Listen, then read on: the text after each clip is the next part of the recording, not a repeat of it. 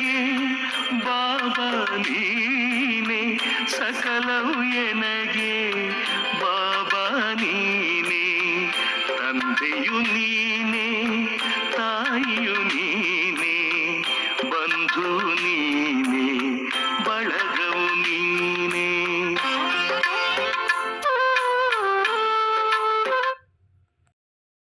ಓಂ ಶಾಂತಿ. ಮಧುರಾತಿ ಮಧುರ ಶಿವ ಪರಮಾತ್ಮ ತಂದೆಯ ಮಧುರ ಮಹಾವಾಕ್ಯವನ್ನು ಕೇಳೋಣ. ಇಂದಿನ ಮುರಳಿಯ ದಿನಾಂಕವಾಗಿದೆ 13/8/2026. ಪ್ರಾತಃ ಮುರಳಿ ಬಾಪ್ದಾದ ಮಧುಬನ್. ಮಧುರ ಮಕ್ಕಳೇ, ತಂದೆಯು ನಿಮ್ಮ ಅದೃಷ್ಟವನ್ನು ಬೆಳಗಿಸಲು ಬಂದಿದ್ದಾರೆ. ಪಾವನರು ಆಗುವುದರಿಂದಲೇ ಅದೃಷ್ಟವು ಬೆಳಗುವುದು. ಪ್ರಶ್ನೆಯಾಗಿದೆ, ಯಾವ ಮಕ್ಕಳ ಅದೃಷ್ಟವು ಬೆಳಗಿದೆಯೋ ಅವರ ಚಿಹ್ನೆಗಳು ಏನು? ಉತ್ತರ, ಪಾಯಿಂಟ್ ನಂಬರ್ 1, ಅವರು ಸುಖ ದೇವತೆಯಾಗಿರುತ್ತಾರೆ. ಬೇಹದ್ದಿನ ತಂದೆಯಿಂದ ಸುಖದ ಆಸ್ತಿಯನ್ನು ತೆಗೆದುಕೊಂಡು ಎಲ್ಲರಿಗೆ ಸುಖ ಕೊಡುತ್ತಾರೆ. ಎಂದೂ ಯಾರಿಗೂ ದುಃಖ ಕೊಡುವುದಿಲ್ಲ. ಅವರು ವ್ಯಾಸನ ಮಕ್ಕಳು. ಸತ್ಯ ಸತ್ಯ ಸುಖ ದೇವನಾಗಿರುತ್ತಾರೆ. ಪಾಯಿಂಟ್ ನಂಬರ್ 2, ಅವರು ಪಂಚವಿಕಾರಗಳ ಸನ್ಯಾಸ ಮಾಡಿ ಸತ್ಯ ಸತ್ಯ ರಾಜಯೋಗಿ ರಾಜ ಋಷಿಗಳೆಂದು ಕರೆಸಿಕೊಳ್ಳುತ್ತಾರೆ. ಪಾಯಿಂಟ್ ನಂಬರ್ 3, ಅವರ ಸ್ಥಿತಿಯು ಏಕರಸವಾಗಿರುತ್ತದೆ. ಅವರಿಗೆ ಯಾವುದೇ ಮಾತಿನಲ್ಲಿ ದುಃಖವಾಗಲು ಸಾಧ್ಯವಿಲ್ಲ. ಅವರಿಗೆ ಮೋಹಜೀತರೆಂದು ಹೇಳುತ್ತಾರೆ. ಗೀತೆಯಾಗಿದೆ, ಅದೃಷ್ಟವನ್ನು ಬೆಳಗಿಸಿಕೊಂಡು ಬಂದಿದ್ದೇನೆ. ಓಂ ಶಾಂತಿ. ಗೀತೆಯ ಒಂದು ಸಾಲನ್ನು ಕೇಳುತ್ತಿದ್ದಂತೆಯೇ ಮಧುರಾತಿ ಮಧುರ ಮಕ್ಕಳಿಗೆ ರೋಮಾಂಚನವಾಗಿ ಬಿಡಬೇಕು.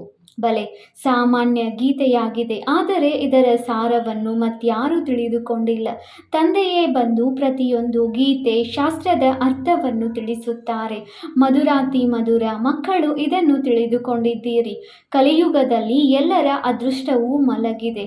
ಸತ್ಯಯುಗದಲ್ಲಿ ಅದೃಷ್ಟವು ಬೆಳಗಿರುತ್ತದೆ. ಮಲಗಿರುವ ಅದೃಷ್ಟವನ್ನು ಜಾಗೃತಗೊಳಿಸುವವರು ಮತ್ತು ಮತವನ್ನು ಕೊಡುವವರು ಅಥವಾ ಅದೃಷ್ಟವನ್ನು ರೂಪಿಸುವವರು ಒಬ್ಬರೇ ತಂದೆಯಾಗಿದ್ದಾರೆ. ಅವರೇ ಕುಳಿತು ಮಕ್ಕಳ ಅದೃಷ್ಟವನ್ನು ಬೆಳಗಿಸುತ್ತಾರೆ. ಹೇಗೆ ಮಕ್ಕಳು ಜನ್ಮ ಪಡೆಯುತ್ತಾರೆ, ಅದೃಷ್ಟವು ಬೆಳಗುತ್ತದೆ. ಮಗುವು ಜನ್ಮ ಪಡೆಯುತ್ತಿದ್ದಂತೆಯೇ ಅವರಿಗೆ ಅರ್ಥವಾಗುತ್ತದೆ, ನಾನು ವಾರಸುದಾರನಾಗಿದ್ದೇನೆ. ಹಾಗೆಯೇ ಇದು ಬೇಹದ್ದಿನ ಮಾತಾಗಿದೆ. ಮಕ್ಕಳಿಗೆ ತಿಳಿದಿದೆ, ಕಲ್ಪ ಕಲ್ಪವು ನಮ್ಮ ಅದೃಷ್ಟವು ಬೆಳಗುತ್ತದೆ ಮತ್ತೆ ಮಲಗುತ್ತದೆ. ಪಾವನರಾದಾಗ ಅದೃಷ್ಟವು ಬೆಳಗುತ್ತದೆ. ಪಾವನ ಗೃಹಸ್ಥಾಶ್ರಮವೆಂದು ಹೇಳಲಾಗುತ್ತದೆ. ಆಶ್ರಮ ಪದವು ಪವಿತ್ರವಾಗಿರುತ್ತದೆ. ಪವಿತ್ರ ಗೃಹಸ್ಥಾಶ್ರಮ ಅದಕ್ಕೆ ವಿರುದ್ಧ ಪದವಾಗಿದೆ. ಅಪವಿತ್ರ ಪತಿತ ಧರ್ಮ ಆಶ್ರಮವೆಂದು ಹೇಳುವುದಿಲ್ಲ. ಗೃಹಸ್ಥ ಧರ್ಮವಂತೂ ಎಲ್ಲರದೂ ಆಗಿದೆ, ಪ್ರಾಣಿಗಳದೂ ಆಗಿದೆ. ಎಲ್ಲವೂ ಮಕ್ಕಳು ಮರಿಗಳಿಗೆ ಜನ್ಮ ಕೊಡುತ್ತದೆ. ಪ್ರಾಣಿಗಳನ್ನು ಸಹ ಗೃಹಸ್ಥ ಧರ್ಮದಲ್ಲಿವೆ ಎಂದು ಹೇಳಲಾಗುತ್ತದೆ. ಈಗ ಮಕ್ಕಳಿಗೆ ತಿಳಿದಿದೆ, ನಾವು ಸ್ವರ್ಗದಲ್ಲಿ ಪವಿತ್ರ ಗೃಹಸ್ಥಾಶ್ರಮದಲ್ಲಿ ಇದ್ದೆವು. ದೇವಿ ದೇವತೆಗಳಾಗಿದ್ದೆವು. ಅವರ ಮಹಿಮೆಯನ್ನು ಹಾಡುತ್ತಾರೆ. ಸರ್ವಗುಣ ಸಂಪನ್ನರು. ನೀವು ಸಹ ಹಾಡುತ್ತಿದ್ದೀರಿ. ಈಗ ನಿಮಗೆ ಅರ್ಥವಾಗಿದೆ, ನಾವು ಮನುಷ್ಯರಿಂದ ಪುನಃ ದೇವಿ ದೇವತೆಗಳು ಆಗುತ್ತಿದ್ದೇವೆ. ದೇವಿ ದೇವತೆಗಳದು ಧರ್ಮವಾಗಿದೆ. ಮತ್ತೆ ಬ್ರಹ್ಮ ವಿಷ್ಣು ಶಂಕರನಿಗೂ ದೇವತೆಗಳೆಂದು ಹೇಳುತ್ತಾರೆ. ಬ್ರಹ್ಮ ದೇವತಾಯ ನಮಃ, ವಿಷ್ಣು ದೇವತಾಯ ನಮಃ, ಶಿವನಿಗೆ ಶಿವ ಪರಮಾತ್ಮಾಯ ನಮಃ ಎಂದು ಹೇಳುತ್ತಾರೆ. ಅಂದ ಮೇಲೆ ಅಂತರವಾಯಿತಲ್ಲವೇ? ಶಿವ ಮತ್ತು ಶಂಕರನನ್ನು ಒಂದೇ ಎಂದು ಹೇಳಲು ಸಾಧ್ಯವಿಲ್ಲ. ಕಲ್ಲು ಬುದ್ಧಿಯವರಾಗಿದ್ದೀರಿ, ಈಗ ಪಾರಸ ಬುದ್ಧಿಯವರು ಆಗುತ್ತಿದ್ದೀರಿ.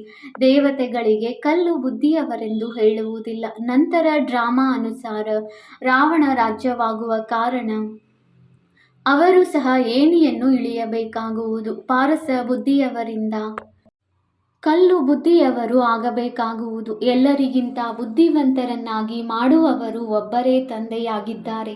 ನಿಮ್ಮನ್ನು ಪಾರಸ ಬುದ್ಧಿಯವರನ್ನಾಗಿ ಮಾಡುತ್ತಾರೆ. ನೀವು ಇಲ್ಲಿಗೆ ಪಾರಸ ಬುದ್ಧಿಯವರಾಗಲು ಬರುತ್ತೀರಿ. ಪಾರಸನಾಥನ ಮಂದಿರವೂ ಇದೆ, ಅಲ್ಲಿ ಮೇಳವಾಗುತ್ತದೆ. ಆದರೆ ಪಾರಸನಾಥ ಯಾರೆಂಬುದು ಯಾರಿಗೂ ತಿಳಿದಿಲ್ಲ. ವಾಸ್ತವದಲ್ಲಿ ಪಾರಸವನ್ನಾಗಿ ಮಾಡುವವರು ತಂದೆಯೇ ಆಗಿದ್ದಾರೆ. ಅವರು ಬುದ್ಧಿವಂತರಿಗೂ ಬುದ್ಧಿವಂತನಾಗಿದ್ದಾರೆ. ಇದು ನೀವು ಮಕ್ಕಳ ಬುದ್ಧಿಗಾಗಿ ಔಷಧಿಯಾಗಿದೆ. ಬುದ್ಧಿಯು ಎಷ್ಟೊಂದು ಪರಿವರ್ತನೆಯಾಗುತ್ತದೆ. ಹೇಗೆ ಕೆಟ್ಟದ್ದನ್ನು ಕೇಳಬೇಡಿ, ಕೆಟ್ಟದ್ದನ್ನು ನೋಡಬೇಡಿ ಎಂದು ಹಾಡಲಾಗುತ್ತದೆ. ಆದರೆ ಇದು ಕೋತಿಗಳ ಮಾತಲ್ಲ. ಮನುಷ್ಯರೇ ಕೋತಿಯಂತೆ ಆಗಿಬಿಡುತ್ತಾರೆ. ಮನುಷ್ಯರನ್ನು ಕಾಡು ಜನರಿಗೆ ಹೋಲಿಕೆ ಮಾಡಲಾಗುತ್ತದೆ.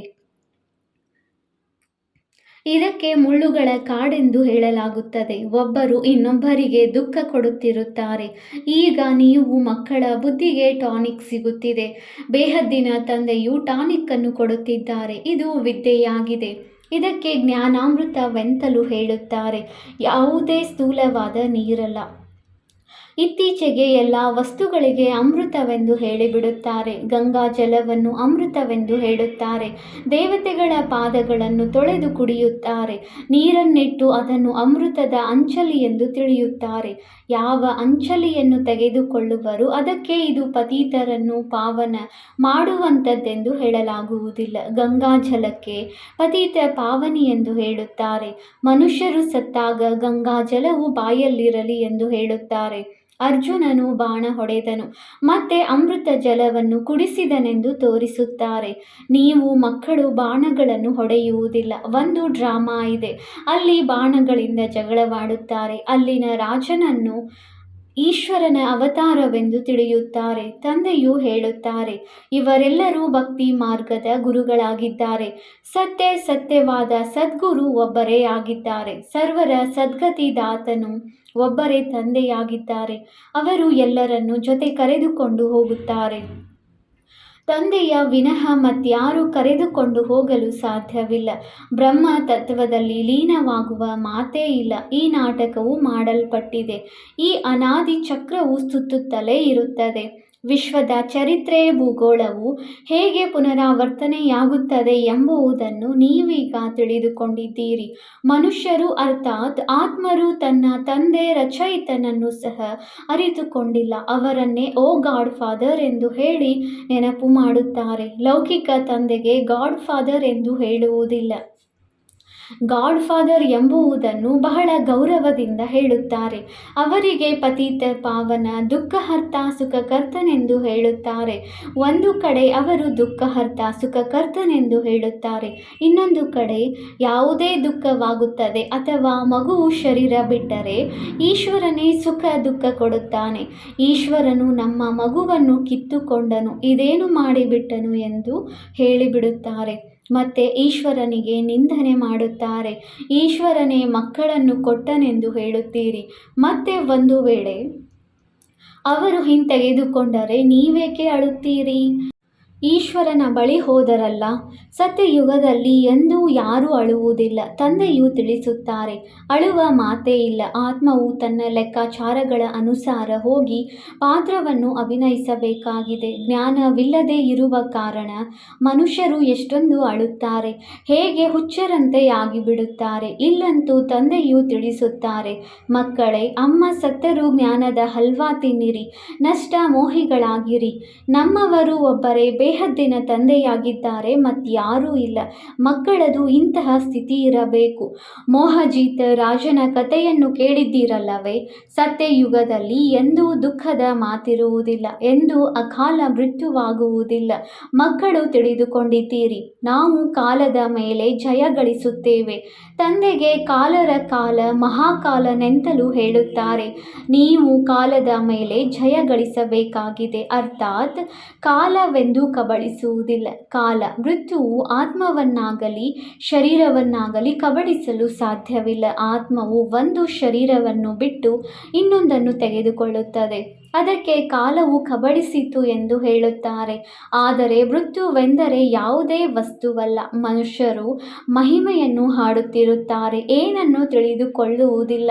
ಅಚ್ಯುತಂ ಕೇಶವಂ. ತಂದೆಯು ತಿಳಿಸುತ್ತಾರೆ, ಮಕ್ಕಳೇ, ಈ ಪಂಚ ವಿಕಾರಗಳು ನಿಮ್ಮ ಬುದ್ಧಿಯನ್ನು ಎಷ್ಟು ಕೆಡಿಸಿಬಿಡುತ್ತವೆ. ಈ ಸಮಯದಲ್ಲಿ ಯಾರೂ ತಂದೆಯನ್ನು ತಿಳಿದುಕೊಂಡಿಲ್ಲ. ಆದ್ದರಿಂದ ಇದಕ್ಕೆ ಅನಾಥರ ಪ್ರಪಂಚವೆಂದು ಹೇಳಲಾಗುತ್ತದೆ. ಪರಸ್ಪರ ಎಷ್ಟೊಂದು ಅಷ್ಟೊಂದು ಹೊಡೆದಾಡುತ್ತಾ ಜಗಳವಾಡುತ್ತಾ ಇರುತ್ತಾರೆ. ತಂದೆಯ ಮನೆಯಾಗಿದೆಯಲ್ಲವೇ, ಈ ಇಡೀ ಪ್ರಪಂಚವೇ ತಂದೆಯ ಮನೆಯಲ್ಲವೇ? ತಂದೆಯು ಇಡೀ ಪ್ರಪಂಚದ ಮಕ್ಕಳನ್ನು ಪತಿತರಿಂದ ಪಾವನರನ್ನಾಗಿ ಮಾಡಲು ಬರುತ್ತಾರೆ. ಅರ್ಧಕಲ್ಪ ಪಾವನ ಪ್ರಪಂಚವಿತ್ತಲ್ಲವೇ, ರಾಮರಾಜ ರಾಮ ಪ್ರಜೆ ಎಂದು ಹಾಡುತ್ತಾರೆ. ಅಂದ ಮೇಲೆ ಅಲ್ಲಿ ಅಧರ್ಮದ ಮಾತಿರಲು ಹೇಗೆ ಸಾಧ್ಯ? ಅಲ್ಲಿ ಹಸು ಹುಲಿ ಒಟ್ಟಿಗೆ ನೀರು ಕುಡಿಯುತ್ತದೆ ಎಂದು ಹೇಳುತ್ತಾರೆ. ಅಂದ ಮೇಲೆ ಅಲ್ಲಿ ರಾವಣನು ಎಲ್ಲಿಂದ ಬರುವನು? ಏನನ್ನು ತಿಳಿದುಕೊಂಡಿಲ್ಲ. ವಿದೇಶದವರು ಇಂತಹ ಮಾತುಗಳನ್ನು ಕೇಳಿ ಹಾಸ್ಯ ಮಾಡುತ್ತಾರೆ. ತಂದೆಯು ಬಂದು ಜ್ಞಾನವನ್ನು ಕೊಡುತ್ತಾರೆ. ಇದು ಪತಿತ ಪ್ರಪಂಚವಲ್ಲವೇ? ಈಗ ಪ್ರೇರಣೆಯಿಂದ ಪತಿತರನ್ನು ಪಾವನ ಮಾಡುವರೆ. ಪತಿತ ಪಾವನ ಬನ್ನಿ ಎಂದು ಕರೆಯುತ್ತಾರೆ. ಅಂದ ಮೇಲೆ ಅವಶ್ಯವಾಗಿ ಭಾರತದಲ್ಲಿಯೇ ಬಂದಿದ್ದರು. ಈಗಲೂ ಸಹ ತಿಳಿಸುತ್ತಾರೆ. ಮಕ್ಕಳೇ, ಜ್ಞಾನ ಸಾಗರನಾದ ನಾನು ನಿಮ್ಮನ್ನು ನನ್ನ ಸಮಾನ ಮಾಸ್ಟರ್ ಜ್ಞಾನ ಸಾಗರರನ್ನಾಗಿ ಮಾಡಲು ಬಂದಿದ್ದೇನೆ. ತಂದೆಗೆ ಸತ್ಯ ಸತ್ಯ ವ್ಯಾಸನೆಂದು ಹೇಳುತ್ತಾರೆ. ಅಂದ ಮೇಲೆ ಇವರು ವ್ಯಾಸದೇವ ಮತ್ತು ಅವರ ಮಕ್ಕಳಾದ ನೀವು ಸುಖದೇವ ಆಗಿದ್ದೀರಿ. ನೀವೀಗ ಸುಖದ ದೇವತೆಗಳು ಆಗುತ್ತೀರಿ. ವ್ಯಾಸ ಶಿವಾಚಾರ್ಯರಿಂದ ಸುಖದ ಆಸ್ತಿಯನ್ನು ತೆಗೆದುಕೊಳ್ಳುತ್ತಿದ್ದೀರಿ. ನೀವು ವ್ಯಾಸನ ಮಕ್ಕಳಾಗಿದ್ದೀರಿ. ಆದರೆ ಮನುಷ್ಯರು ತಬ್ಬಿಬ್ಬಾಗದಿರಲಿ ಎಂದು ಶಿವನ ಮಕ್ಕಳೆಂದು ಹೇಳಲಾಗುತ್ತದೆ. ಅವರ ಮೂಲ ಹೆಸರಾಗಿದೆ ಶಿವ. ಆತ್ಮವನ್ನು ಅರಿತುಕೊಳ್ಳಲಾಗುತ್ತದೆ, ಪರಮಾತ್ಮನನ್ನು ಅರಿತುಕೊಳ್ಳಲಾಗುತ್ತದೆ. ಅವರೇ ಬಂದು ಪತಿತರಿಂದ ಪಾವನರಾಗುವ ಮಾರ್ಗವನ್ನು ತಿಳಿಸುತ್ತಾರೆ. ನಾನು ನೀವಾತ್ಮರ ತಂದೆಯಾಗಿದ್ದೇನೆ ಎಂದು ಹೇಳುತ್ತಾರೆ. ಅಂಗುಷ್ಟಾಕಾರದಲ್ಲಿ ಇದ್ದಾರೆಂದು ಹೇಳುತ್ತಾರೆ. ಇಷ್ಟು ದೊಡ್ಡದಾಗಿದ್ದರೆ ಇಲ್ಲಿ ನಿಲ್ಲುವುದಕ್ಕೂ ಆಗುತ್ತಿರಲಿಲ್ಲ. ಅವರು ಬಹಳ ಸೂಕ್ಷ್ಮವಾಗಿದ್ದಾರೆ. ಆತ್ಮವನ್ನು ನೋಡುವುದಕ್ಕಾಗಿ ವೈದ್ಯರುಗಳು ಸಹ ಬಹಳ ತಲೆಕೆಡಿಸಿಕೊಳ್ಳುತ್ತಾರೆ. ಆದರೆ ನೋಡಲು ಸಾಧ್ಯವಿಲ್ಲ. ಆತ್ಮವನ್ನು ಅನುಭವ ಮಾಡಲಾಗುತ್ತದೆ. ತಂದೆಯು ಕೇಳುತ್ತಾರೆ, ಈಗ ನೀವು ಆತ್ಮವನ್ನು ಅನುಭೂತಿ ಮಾಡಿದ್ದೀರಾ? ಇಷ್ಟು ಚಿಕ್ಕ ಆತ್ಮನಲ್ಲಿ ಅವಿನಾಶಿ ಪಾತ್ರವು ನಿಗದಿಯಾಗಿದೆ. ಹೇಗೆ ಇದು ರೆಕಾರ್ಡ್ ಆಗಿದೆ? ಮೊದಲು ನೀವು ದೇಹಾಭಿಮಾನಿಯಾಗಿದ್ದೀರಿ. ಈಗ ನೀವು ದೇಹಿ ಅಭಿಮಾನಿಗಳು ಆಗಿದ್ದೀರಿ. ನಾವಾತ್ಮರು ಹೇಗೆ 84 ಜನ್ಮಗಳನ್ನು ತೆಗೆದುಕೊಳ್ಳುತ್ತಾ ಇರುತ್ತೇವೆ ಎಂದು ನಿಮಗೆ ತಿಳಿದಿದೆ. ಇದೆಂದೂ ನಿಂತು ಹೋಗಲು ಸಾಧ್ಯವಿಲ್ಲ. ಕೆಲವರು ಈ ನಾಟಕವು ಯಾವಾಗ ಆರಂಭವಾಯಿತೆಂದು ಕೇಳುತ್ತಾರೆ. ಆದರೆ ಇದು ಅನಾದಿಯಾಗಿದೆ. ಇದೆಂದೂ ವಿನಾಶವೂ ಆಗುವುದಿಲ್ಲ. ಇದಕ್ಕೆ ಮಾಡಲ್ಪಟ್ಟ ಅವಿನಾಶಿ ಸೃಷ್ಟಿ ನಾಟಕವೆಂದು ಹೇಳಲಾಗುತ್ತದೆ. ಸೃಷ್ಟಿಯನ್ನು ನೀವು ತಿಳಿದುಕೊಂಡಿದ್ದೀರಿ. ಹೇಗೆ ಅವಿದ್ಯಾವಂತ ಮಕ್ಕಳಿಗೆ ವಿದ್ಯೆಯನ್ನು ಕಲಿಸಲಾಗುತ್ತದೆಯೋ ಹಾಗೆಯೇ ತಂದೆಯು ನೀವು ಮಕ್ಕಳಿಗೆ ಓದಿಸುತ್ತಿದ್ದಾರೆ. ಆತ್ಮವೇ ಶರೀರದ ಮೂಲಕ ಓದುತ್ತದೆ. ಈ ವಿದ್ಯೆಯು ಕಲ್ಲು ಬುದ್ಧಿಗೆ ಆಹಾರವಾಗಿದೆ. ಬುದ್ಧಿಗೆ ತಿಳುವಳಿಕೆ ಸಿಗುತ್ತದೆ. ನೀವು ಮಕ್ಕಳಿಗಾಗಿಯೇ ತಂದೆಯು ಚಿತ್ರಗಳನ್ನು ಮಾಡಿಸಿದ್ದಾರೆ. ಬಹಳ ಸಹಜವಾಗಿದೆ. ತ್ರಿಮೂರ್ತಿ ಬ್ರಹ್ಮ ವಿಷ್ಣು ಶಂಕರ. ಬ್ರಹ್ಮನನ್ನು ತ್ರಿಮೂರ್ತಿ ಎಂದು ಏಕೆ ಹೇಳುತ್ತಾರೆ? ದೇವದೇವ ಮಹಾದೇವ. ಒಬ್ಬರನ್ನು ಇನ್ನೊಬ್ಬರ ಮೇಲೆ ಇಡುತ್ತಾರೆ. ಅರ್ಥವೇನನ್ನು ತಿಳಿದುಕೊಂಡಿಲ್ಲ. ಬ್ರಹ್ಮನಿಗೆ ಪ್ರಜಾಪಿತನೆಂದು ಹೇಳಲಾಗುತ್ತದೆ. ಅಂದ ಮೇಲೆ ಅವರು ಆ ರೀತಿಯಾಗಲು ಹೇಗೆ ಸಾಧ್ಯ? ಸೂಕ್ಷ್ಮ ಅವತನದಲ್ಲಿ ಅವರು ದೇವತೆಯಾಗಲು ಹೇಗೆ ಸಾಧ್ಯ? ಸಾಕಾರದಲ್ಲಿ ಪ್ರಜಾಪಿತನು ಇಲ್ಲಿಯೇ ಇರಬೇಕಲ್ಲವೇ? ಈ ಮಾತುಗಳು ಯಾವುದೇ ಶಾಸ್ತ್ರಗಳಲ್ಲಿ ಇಲ್ಲ. ತಂದೆಯು ತಿಳಿಸುತ್ತಾರೆ, ನಾನು ಈ ಶರೀರದಲ್ಲಿ ಪ್ರವೇಶ ಮಾಡಿ ಇವರ ಮೂಲಕ ನಿಮಗೆ ತಿಳಿಸುತ್ತೇನೆ. ಇವರನ್ನು ತನ್ನ ರಥವನ್ನಾಗಿ ಮಾಡಿಕೊಳ್ಳುತ್ತೇನೆ. ಇವರ ಬಹಳ ಜನ್ಮಗಳ ಅಂತಿಮದಲ್ಲಿ ನಾನು ಬರುತ್ತೇನೆ. ಇವರು ಸಹ ಪಂಚವಿಕಾರಗಳ ಸನ್ಯಾಸ ಮಾಡುತ್ತಾರೆ. ಸನ್ಯಾಸ ಮಾಡುವವರಿಗೆ ಯೋಗಿಗಳು ಋಷಿಗಳೆಂದು ಹೇಳಲಾಗುತ್ತದೆ. ನೀವೀಗ ರಾಜ ಋಷಿಗಳಾಗಿದ್ದೀರಿ.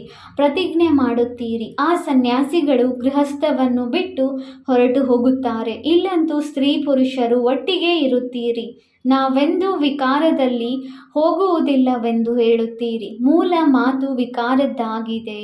ನೀವು ತಿಳಿದುಕೊಂಡಿದ್ದೀರಿ. ಶಿವ ತಂದೆಯು ರಚಯಿತನಾಗಿದ್ದಾರೆ. ಅವರು ಹೊಸ ರಚನೆಯನ್ನು ರಚಿಸುತ್ತಾರೆ. ಅವರು ಬೀಜರೂಪ ಸಚ್ಚಿತ್ ಆನಂದ ಸಾಗರ ಜ್ಞಾನ ಸಾಗರನಾಗಿದ್ದಾರೆ. ಸ್ಥಾಪನೆ ಪಾಲನೆ ವಿನಾಶವನ್ನು ಹೇಗೆ ಮಾಡುತ್ತಾರೆ? ಇದು ತಂದೆಗೆ ಗೊತ್ತಿದೆ. ಈ ಮಾತುಗಳನ್ನು ಮನುಷ್ಯರು ತಿಳಿದುಕೊಂಡಿಲ್ಲ. ನೀವು ಮಕ್ಕಳು ಈಗ ಇವೆಲ್ಲ ಮಾತುಗಳನ್ನು ತಿಳಿದುಕೊಂಡಿದ್ದೀರಿ, ಆದ್ದರಿಂದ ಎಲ್ಲರಿಗೆ ತಿಳಿಸುತ್ತೀರಿ. ಒಳ್ಳೆಯದು. ಮಧುರಾತಿ ಮಧುರ ಅಗಲಿ ಹೋಗಿ ಮರಳಿ ಸಿಕ್ಕಿರುವ ಮಕ್ಕಳ ಪ್ರತಿ ಮಾತಾಪಿತ ಬಾಪ್ದಾದಾರವರ ನೆನಪು, ಪ್ರೀತಿ ಹಾಗೂ ಸುಪ್ರಭಾತ. ಆತ್ಮಿಕ ಮಕ್ಕಳಿಗೆ ಆತ್ಮಿಕ ತಂದೆಯ ನಮಸ್ತೆ. ನಾವು ಆತ್ಮಿಕ ಮಕ್ಕಳಿಂದ ಆತ್ಮಿಕ ತಂದೆಗೆ ನೆನಪು, ಪ್ರೀತಿ ಹಾಗೂ ನಮಸ್ತೆ ನಮಸ್ತೆ ನಮಸ್ತೆ. ಧಾರಣೆಗಾಗಿ ಮುಖ್ಯ ಸಾರ ಪಾಯಿಂಟ್ ನಂಬರ್ 1. ಪ್ರತಿಯೊಂದು ಆತ್ಮನ ಲೆಕ್ಕಾಚಾರವು ಬೇರೆ ಬೇರೆಯಾಗಿದೆ. ಆದ್ದರಿಂದ ಯಾರಾದರೂ ಶರೀರ ಬಿಟ್ಟರೆ ಅಳಬಾರದು. ಪೂರ್ಣ ನಷ್ಟ ಮೋಹಿಗಳಾಗಬೇಕಾಗಿದೆ. ಬುದ್ಧಿಯಲ್ಲಿರಲಿ, ನನ್ನವರು ಒಬ್ಬ ಬೇಹದ್ದಿನ ತಂದೆಯ ವಿನಃ ಮತ್ಯಾರೂ ಇಲ್ಲ. Point number 2. ಯಾವ ಪಂಚವಿಕಾರಗಳು ಬುದ್ಧಿಯನ್ನು ಕೆಡಿಸುತ್ತವೆಯೋ ಅವುಗಳ ತ್ಯಾಗ ಮಾಡಬೇಕಾಗಿದೆ. ಸುಖದ ದೇವತೆಯಾಗಿ ಎಲ್ಲರಿಗೆ ಸುಖ ಕೊಡಬೇಕಾಗಿದೆ. ಯಾರಿಗೂ ದುಃಖ ಕೊಡಬಾರದು. ವರದಾನ: ಸದಾ ಮರ್ಯಾದೆಗಳ ಗೆರೆಯೊಳಗಿರುವ ಎಚ್ಚರಿಕೆ ವಹಿಸುವ ಮರ್ಯಾದಾ ಪುರುಷೋತ್ತಮ ಭವ. ಯಾವ ಮಕ್ಕಳು ತಮ್ಮನ್ನು ತಾವು ಒಬ್ಬರೇ ತಂದೆ ಅರ್ಥಾತ್ ರಾಮನ ಸತ್ಯ ಸೀತೆ ಎಂದು ತಿಳಿದುಕೊಂಡು ಸದಾ ಮರ್ಯಾದೆಗಳ ಗೆರೆಯೊಳಗೆ ಇರುತ್ತಾರೆ, ಅಂದರೆ ಈ ಎಚ್ಚರಿಕೆ ವಹಿಸುತ್ತಾರೆಯೋ ಅವರು ಸ್ವತಃವಾಗಿಯೇ ಹರ್ಷಿತ ಮುಖಿಯಾಗಿರುತ್ತಾರೆ. ಅಂದ ಮೇಲೆ ಮುಂಜಾನೆಯಿಂದ ರಾತ್ರಿಯವರೆಗಿನ ಯಾವುದೆಲ್ಲ ಮರ್ಯಾದೆಗಳು ಸಿಕ್ಕಿರುತ್ತವೆ ಅದರ ಜ್ಞಾನವನ್ನು ಸ್ಪಷ್ಟವಾಗಿ ಬುದ್ಧಿಯಲ್ಲಿ ಇಟ್ಟುಕೊಳ್ಳುತ್ತಾ ಸ್ವಯಂವನ್ನು ಸತ್ಯ ಸೀತೆ ಎಂದು ತಿಳಿದುಕೊಂಡು ಮರ್ಯಾದೆಗಳ ಗೆರೆಯೊಳಗೆ ಇರುತ್ತೀರೆಂದರೆ ಹೇಳುತ್ತೇವೆ ಮರ್ಯಾದಾ ಪುರುಷೋತ್ತಮರು. ಇಲ್ಲಿ ಮರ್ಯಾದೆಯ ಗೆರೆಯೊಳಗೆ ಅಂದರೆ ಬಾಬಾರವರು ಕೊಟ್ಟಿರುವ ಶ್ರೀಮತದ ಗೆರೆಯೊಳಗೆ. ಸ್ಲೋಗನ್: ಸೇವೆಯ ಅತಿಯಲ್ಲಿ ಹೋಗಬಾರದು. ಸೇವೆ ಮತ್ತು ಸ್ವಪುರುಷಾರ್ಥದ ಸಮತೋಲನವನ್ನು ಇಡಿ. ಮಾತೇಶ್ವರಿಯವರ ಅಮೂಲ್ಯ ಮಹಾವಾಕ್ಯ: ಅಖಂಡ ಜ್ಯೋತಿ ತತ್ವವು ಶಾಂತಿಧಾಮ ಮತ್ತು ಸಾಕಾರಿ ಪ್ರಪಂಚವು ಮೈದಾನ. ಆತ್ಮಗಳ ನಿವಾಸ ಸ್ಥಾನವು ಅಖಂಡ ಜ್ಯೋತಿ ಮಹಾತತ್ವ ಆಗಿದೆ. ಅಲ್ಲಿ ಈ ಶರೀರದ ಪಾತ್ರದಿಂದ ಮುಕ್ತರಾಗಿರುತ್ತೇವೆ, ಅರ್ಥಾತ್ ದುಃಖ ಸುಖಗಳಿಂದ ಭಿನ್ನ ಅವಸ್ಥೆಯಲ್ಲಿ ಇರುತ್ತೇವೆ. ಅದಕ್ಕೆ ಶಾಂತಿಧಾಮ ಎಂದು ಸಹ ಹೇಳಲಾಗುತ್ತದೆ. ಹಾಗೂ ಆತ್ಮರು ಶರೀರ ಸಹಿತವಾಗಿ ಪಾತ್ರವನ್ನು ಅಭಿನಯಿಸುವ ಸ್ಥಾನವು ಮೈದಾನವಾಗಿದೆ. ಈ ಸಾಕಾರ ಪ್ರಪಂಚ ಅಂದಾಗ ಮುಖ್ಯವಾಗಿ 2 ಪ್ರಪಂಚಗಳಿವೆ. ಒಂದು ನಿರಾಕಾರಿ ಪ್ರಪಂಚ, ಎರಡನೆಯದ್ದಾಗಿದೆ ಸಾಕಾರಿ ಪ್ರಪಂಚ. ಪ್ರಪಂಚದಲ್ಲಿ ಇರುವವರು ಕೇವಲ ಹೇಳುವುದಕ್ಕಷ್ಟೇ ಹೇಳುತ್ತಾರೆ. ಪರಮಾತ್ಮನು ರಚಯಿತ, ಪಾಲನೆ ಮಾಡುತ್ತಾರೆ, ಸಂಹಾರ ಮಾಡುತ್ತಾರೆ, ತಿನ್ನಿಸುತ್ತಾರೆ, ಸಾಯಿಸುವುದು ಅವರೇ ಆಗಿದ್ದಾರೆ. ಹಾಗಾದರೆ ದುಃಖ ಸುಖವನ್ನು ಕೊಡುವವರೇ ಅವರೇ ಆಗಿದ್ದಾರೆ, ಕೊಡುವವರು ಅವರೇ ಆಗಿದ್ದಾರೆ. ಯಾವಾಗ ಯಾವುದೇ ದುಃಖವು ಬರುತ್ತದೆ ಎಂದರೆ ಹೇಳುತ್ತಾರೆ, ಪ್ರಭು ನಿನ್ನ ಶಿಕ್ಷೆಯು ಮಧುರವೆನಿಸಲಿ. ಈಗ ಇದು ಅಯಥಾರ್ಥವಾದ ಜ್ಞಾನವಾಗಿದೆ, ಏಕೆಂದರೆ ಇದ್ಯಾವುದು ಪರಮಾತ್ಮನ ಕಾರ್ಯವಲ್ಲ. ಪರಮಾತ್ಮನು ದುಃಖಹರ್ತನಾಗಿದ್ದಾರೆ, ದುಃಖ ಕೊಡುವವನಲ್ಲ. ಜನ್ಮವನ್ನು ತೆಗೆದುಕೊಳ್ಳುವುದು, ಬಿಡುವುದು, ದುಃಖ ಸುಖ ಭೋಗಿಸುವುದು ಪ್ರತಿಯೊಬ್ಬ ಮನುಷ್ಯಾತ್ಮನ ಸಂಸ್ಕಾರವಾಗಿದೆ. ಶಾರೀರಿಕ ಜನ್ಮವನ್ನು ಕೊಡುವಂತಹ ಮಾತಾಪಿತರಿದ್ದಾರೆ. ಅವರು ಕರ್ಮ ಬಂಧನದ ಅನುಸಾರವಾಗಿ ತಂದೆ ಮಗನ ಸಂಬಂಧದಲ್ಲಿ ಬರುತ್ತಾರೆ. ಇದೇ ರೀತಿ ಆತ್ಮರ ಪಿತನು ಪರಮಾತ್ಮ ತಂದೆಯಾಗಿದ್ದಾರೆ. ಅವರು ಹೇಗೆ ಬೇಹದ್ದಿನ ರಚಯಿತನ ಸ್ಥಾಪನೆ ಪಾಲನೆ ಮಾಡುತ್ತಾರೆ, ಹೇಗೆ ಅವರು ತನ್ನ 3 ರೂಪವಾದ ಬ್ರಹ್ಮ ವಿಷ್ಣು ಶಂಕರನ ರಚಯಿತನಾಗಿದ್ದಾರೆ. ನಂತರ ಈ ಆಕಾರಿ ರೂಪಗಳ ಮೂಲಕ ದೈವಿ ಸೃಷ್ಟಿಯ ಸ್ಥಾಪನೆ, ಆಸೂರಿ ಪ್ರಪಂಚದ ವಿನಾಶ, ನಂತರ ದೈವಿ ಪ್ರಪಂಚದ ಪಾಲನೆ ಮಾಡಿಸುತ್ತಾರೆ. ಪರಮಾತ್ಮನ ಈ 3 ಕಾರ್ಯಗಳು ಬೇಹದ್ದಿನದಾಗಿದೆ. ಉಳಿದಂತೆ ಈ ದುಃಖ ಸುಖ ಜನನ ಮರಣವು ಕರ್ಮಗಳ ಅನುಸಾರ ಆಗುತ್ತದೆ. ಪರಮಾತ್ಮನಂತೂ ಸುಖದಾತನೇ ಆಗಿದ್ದಾರೆ. ಅವರು ತಮ್ಮ ಮಕ್ಕಳಿಗೆ ಯಾವುದೇ ದುಃಖವನ್ನು ಕೊಡುವುದಿಲ್ಲ. ಒಳ್ಳೆಯದು. ಓಂ ಶಾಂತಿ. ಅವ್ಯಕ್ತ ಸೂಚನೆ: ಅಪವಿತ್ರತೆಯ ಬೀಜವನ್ನು ಸಮಾಪ್ತಿ ಮಾಡಿ ಸಂಪೂರ್ಣ ಸ್ವಚ್ಛ ಪವಿತ್ರ ಆಗಿರಿ. ಸಂಪೂರ್ಣ ಪವಿತ್ರತೆ ಅರ್ಥಾತ್ ಮನಸ್ಸಾದಲ್ಲಿಯೂ ಸಹ ಯಾವುದೇ ಒಂದು ವಿಕಾರದ ಅಂಶವೂ ಇರಬಾರದು. ಜ್ಞಾನ, ಗುಣ ಹಾಗೂ ಸರ್ವ ಶಕ್ತಿಗಳ ಪ್ರಾಪ್ತಿಯಲ್ಲಿ ಸದಾ ಸಂಪನ್ನ. ಸರ್ವ ಪ್ರಾಪ್ತಿಗಳು ಲೈಟ್ನ ಕಿರೀಟವಾಗಿ ಕಾಣಿಸಬೇಕು. ಸ್ವಯಂ ಅನ್ನು ಸದಾ ಲೈಟ್ ಆತ್ಮಿಕ ರೂಪದಲ್ಲಿ ಅನುಭವ ಮಾಡಿ, ಕರ್ಮದಲ್ಲಿಯೂ ತನ್ನನ್ನು ಲೈಟ್ ಹಗುರ ಅನುಭವ ಮಾಡಿ. ಓಂ ಶಾಂತಿ.